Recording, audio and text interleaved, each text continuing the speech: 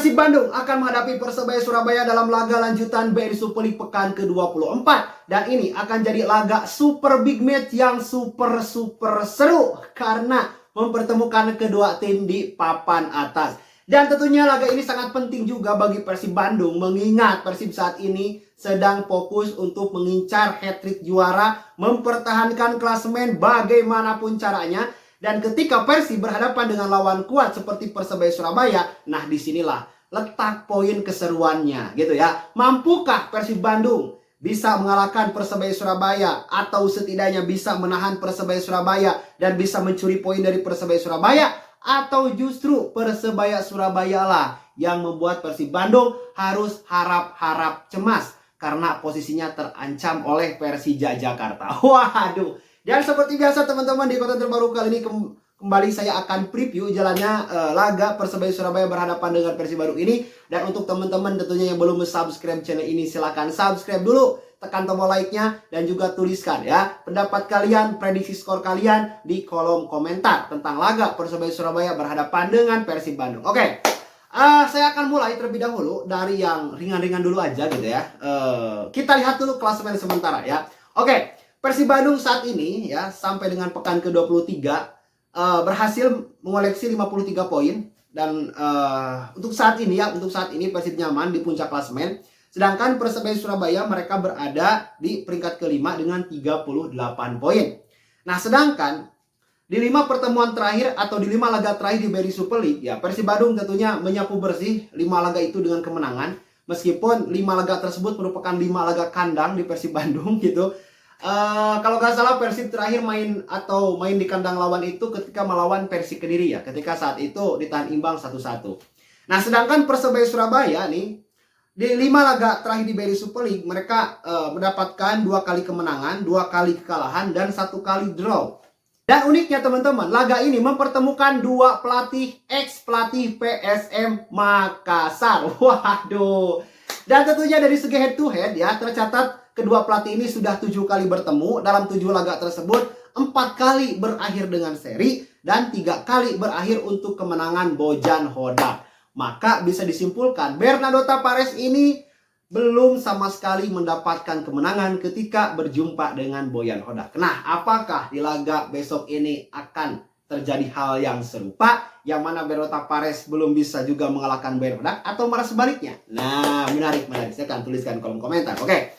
Selanjutnya, pertemuan terakhir ya kedua tim di BRI Super League di musim ini tentunya di putaran pertama kemarin Persib Bandung berhasil menang 1-0 atas Persebaya Surabaya. Pada saat itu yang mencetak gol adalah William Barros, asis dari Boerginho. Sedangkan di musim kemarin kedua tim ini saling mengalahkan teman-teman ya. Ketika Persib menjadi tuan rumah, Persib menang 2-0. Namun ketika Persib away ke Surabaya, Persib kalah 4-1. Dan itu pun merupakan kalah yang cukup menggembarkan pada saat itu gitu ya.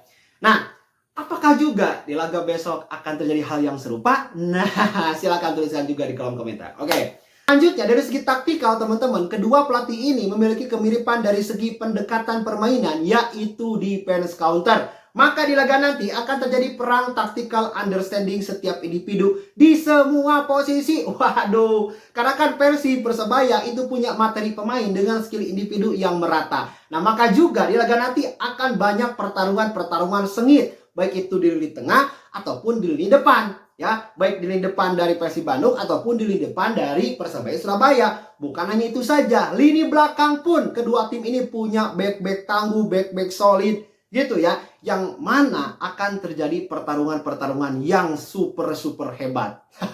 Maka layak sekali gitu ya, laga ini dijuluki sebagai laga super big match. Oke, selanjutnya akan saya lihat gitu ya, apakah Persib Bandung akan atau Bojan Hodak akan menurunkan line up yang memang terbilang mirip seperti di laga melawan Madura United ketika Persib menang 5-0, atau justru ada bedanya. Nah, setelah saya melakukan analisa teman-teman, baik itu dari segi taktikal Bernardo Tapares ya, dengan karakter permainannya, dan juga saya sesuaikan dengan stok pemain Persib yang ada, karena kan Persib punya kedalaman yang lebih hebat tuh dari Persebaya Surabaya. Nah, di lini belakang tentunya Teja Paku Alam tetap akan menjadi penjaga gawang utama, lalu juga dua center back-nya yaitu Matt Ricardi dan Federico Barba. Ya, kenapa dua ini terus? Ya karena Julio Cesar itu masih cedera gitu. Kalau misalnya ada Julio Cesar, kemungkinan antara Barba dan Julio Cesar atau Matricardi dan Julio Cesar. Oke.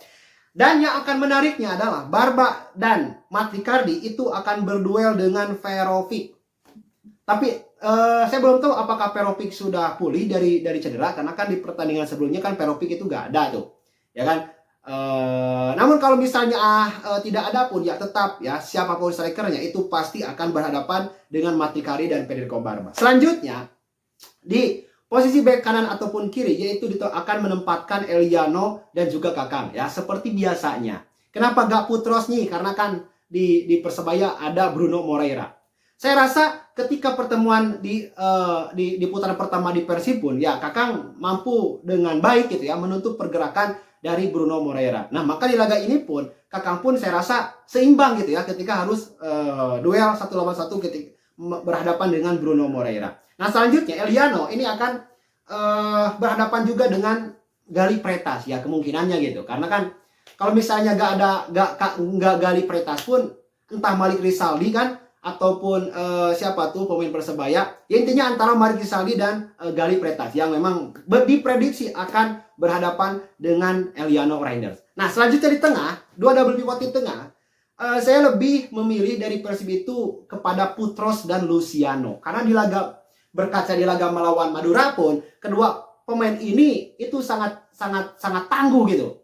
Ya, kalau misalnya ada Tom Haye pun, saya rasa Tom Haye tidak akan tampil dari awal gitu ya, karena ya dia itu kan baru bergabung dengan tim itu pada latihan hari ini, hari Ahad ya, saya upload video hari Ahad nih. Nah, maka biasanya kalau misalnya pemain Persib itu absen misalnya ya, absen lama dan sebagainya, maka di laga selanjutnya sama Boyan Hodak itu tidak langsung diturunkan menjadi starter gitu. Biasanya masuk di babak kedua. Nah, kemungkinan Tom Haye pun itu akan masuknya di babak kedua. Sedangkan untuk pemain nomor 10 di Persib Bandung, ya tidak lain tidak bukan adalah Berginho gitu ya. Karena seperti yang sudah saya katakan teman-teman, ketika Berginho ini diberikan kebebasan, keleluasan untuk bergerak, baik itu ke kanan, ke kiri, ke tengah, ataupun ke belakang, maka kelihatan gitu ya, dominasinya, skillnya itu keluar. Beda halnya kalau misalnya Berginho ini disimpankan di sayap, misalnya disimpan di sayap kanan atau disimpan di sayap kiri. Nah, itu biasanya itu agak canggung kelihatannya gitu. Namun kalau misalnya ketika dia menempati nomor 10, wah, kemarin pun di laga melawan Madura United dia ini tampil sangat luar biasa gitu ya. Bahkan bisa dikatakan sebagai otak permainan di babak pertama gitu. Yang menariknya adalah di lini tengah akan terjadi pertarungan yang super dahsyat gitu ya. Karena Persebaya Surabaya pun di sana ada Ripera, lalu juga ada Milos Rajkovic, ya kan? Yang mana kedua pemain ini itu tidak tergantikan di beberapa pertandingan di Persebaya Surabaya. Waduh.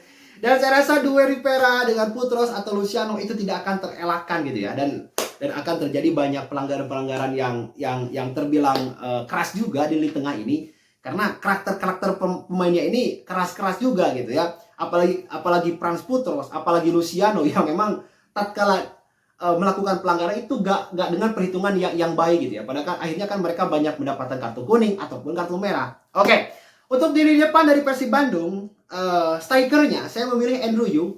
Kenapa Andrew Yung gak Ramon ataupun Sergio Castel gitu ya? Karena yang dihadapi oleh Persib di lini belakang Persebaya Surabaya yaitu Mitrevski dan juga Leo Lelis.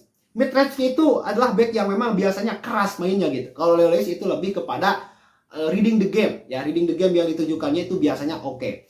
Nah, Andrew Yung itu cocok berhadapan dengan back-back lawan yang punya karakter seperti ini. Kalau Ramon itu kan Ramon lebih kepada ketangguhan, ketangkasan gitu ya. Kalau Andrew Yung itu lebih kepada duel-duel bola udara dan positioning di kotak penalti. Nah, maka saya rasa ya Andrew Yung sangat tepat lah ya untuk diturunkan sebagai starter. Untuk babak kedua ya mungkin bisa Sergio Castel ataupun bisa juga dengan Ramon. Itu menentukan ya kondisi di atas lapangan. Nah, selanjutnya untuk di dua sayap ya William Barros tetap tidak akan tergantikan menurut saya ya, karena William Barros ini terbilang paling banyak mendapatkan starter atau bahkan tidak tergantikan ya, kecuali dia itu pas absen ketika melawan mana tuh, ketika tidak jadi starter itu ketika melawan Persita. Nah, ketika melawan Persita kan William Barros tuh masuk dari bangku cadangan. Nah, di laga ini dia akan tampil dari awal, sudah pasti itu.